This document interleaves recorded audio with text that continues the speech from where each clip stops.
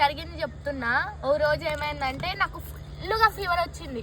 అయితే నాకు వచ్చిన ఒక 2 రోజులేమో అవుతుంది అప్పుడు. అయితే ఆ రోజు ఏమైందంటే నాకు దయ్యం పట్టింది. నైట్ నా కళ్ళు మొత్తం మసకగా కనిపించింది నాకు. అప్పుడైతే అసలు నేను ఎక్కడున్నానో తెలీదు. అయితే మా తమ్ముడు రూపంలో కనిపించారనమాట నాకు.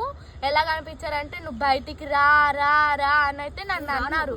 నాకు భయం వేసింది. అయితే నేను గొల్లెని తీసుకొని బయటికి పోతుంటే నాకు ఫుల్ ఫీవర్ ఉంది కదా. వాళ్ళ తమ్ముడు రూపంలో అంటే వాళ్ళ తమ్ముడు అక్కడ ఉన్నారు ఉండి బయటికి రా రా అని అయితే అన్నారు. అయితే ఆ రోజు నాకు ఇంకా ఫుల్గా ఫీవర్ వచ్చింది కదా. అయితే ఫుల్గా ఫీవర్ వచ్చిందని మా అమ్మమ్మ మా ఇంటికి వచ్చింది. అయితే ఇంకా నేను పొనుకొని లేచి గొల్లెని తీస్తుంటే అయితే మా అమ్మమ్మ చూసి ఏం చేస్తున్నావు వచ్చి పొనుకో అని అయితే ఒకసారి అయితే తిట్టింది.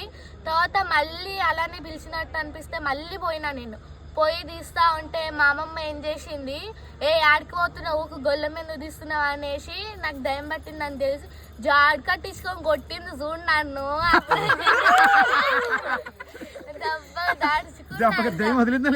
అప్పుడు వదిలింది. ఆ తర్వాత నాకు కళ్ళు మసకలు కనిపించింది కదా, క్లియర్ గా కనిపించింది. కాదు మధు, ఈ స్టోరీ చెప్తుంది కదా, నేను క్వశ్చన్ అడుగుతాను మిమ్మల్ని అందరినీ.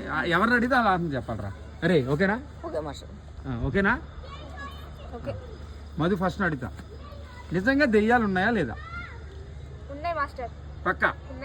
అక్కి నువ్వు చెప్పరా. లేవు. వాడు ఉన్నాయి మాస్టర్, ఉన్నాయి. గోల్కొండలనే ఉంది. ఎందుకంటే దేవుడు ఎంత నిజమో దయ్యం కూడా అంతే ఉంది. క్లాస్ కొట్టండి.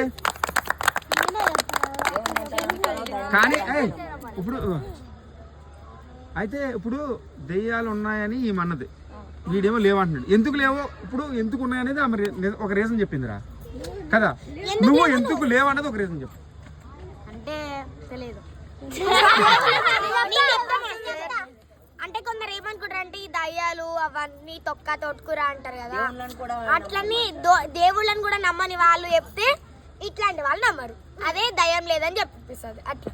మాస్టర్ మీకు చెప్పుందా, దయ్యాలు బయటికి ఎందుకు రావు ఎందుకు పంపి అంటే మనకి శివుడు ఆ శ్మశానంలో కూర్చుంటాడు, అందుకే దయ్యాలు బయటికి రావు శివుడిని చూసి.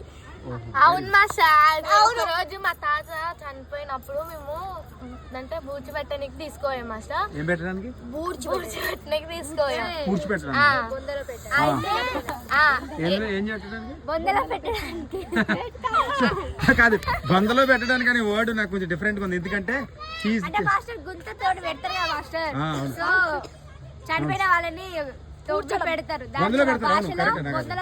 అందులో డిజిటల్ అదే కదా అంటున్నాడు బందలో. అయితే అప్పుడు నాకు కనపడింది, నాకు నా ముందర అయితే శివుని బొమ్మ కనపడింది. నేను మా మమ్మీని అడిగిన, అమ్మ ఎందుకు అమ్మ ఇక్కడ శవాలు నాకు వెళ్ళి శివుడి బొమ్మ ఎందుకు ఉంది అని అంటే మా మమ్మీ ఏమనలే, అలా ఉంటాయి అని అయితే మా మమ్మీ అంది. ఇప్పుడు వీడు చెప్తే నాకు కూడా గుర్తొచ్చింది. సో ఇప్పుడు నా స్టోరీ చెప్తా.